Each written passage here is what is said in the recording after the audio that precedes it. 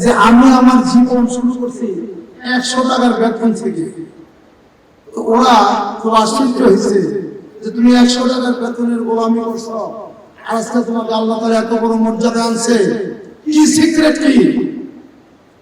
এই সিক্রেট আমি আপনাদের কাছে বলতে চাই। স্যার, আপনারা কিন্তু প্রত্যেকে আমার থেকে বেশি বেশি রোজগার করেন, আমার থেকে বেশি জ্ঞানী আপনারা।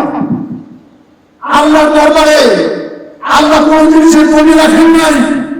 কোন মানুষকে দুঃখ কষ্টে নিপীড়িত করার জন্য আল্লাহ পৃথিবীতে প্রেরণ করেন নাই। লাকাদ খালাকনাল ইনসানা ফি আহসানি তাকওয়িম, মানুষকে শ্রেষ্ঠতার মুকাম দিয়া আল্লাহ পৃথিবীতে প্রেরণ করেছেন। লাকাদ কাররামনা বানি আদম, আদম সন্তানকে আল্লাহ মূল্যায়ন করে তৈরি করেছেন। কেন?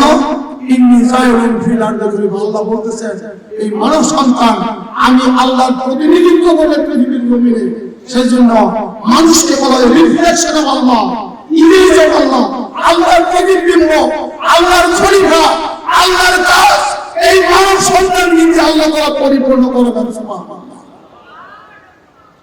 নেশা আল্লাহ বলছে শ্রেষ্ঠ ধর্ম ইসলাম, আর শ্রেষ্ঠতার অধিকারী আমাদের পয়গম্বর। কিন্তু আমরা যদি দুনিয়ার মধ্যে কষ্ট, দুঃখ, যাতনা আর কোন জায়গাতে কোনো খারাপ কাজ করলে পরে আমরা নাকি করছি নেশা। এখন আমাদেরকে জানতে হবে মন্দির সে আগে বারবার মন্দির को तलाश कर, मिल जाए अगर तुझको दरिया तो समुद्र तलाश कर, हर शीशा टूट जाता पत्थर के चोटों से, अरे पत्थर टूट जाए तो ऐसा शीशा तलाश कर। আমাদেরকে আল্লাহ এত শ্রেষ্ঠত্ব দান করেছে, আমরা কেন নিগৃহ হচ্ছি?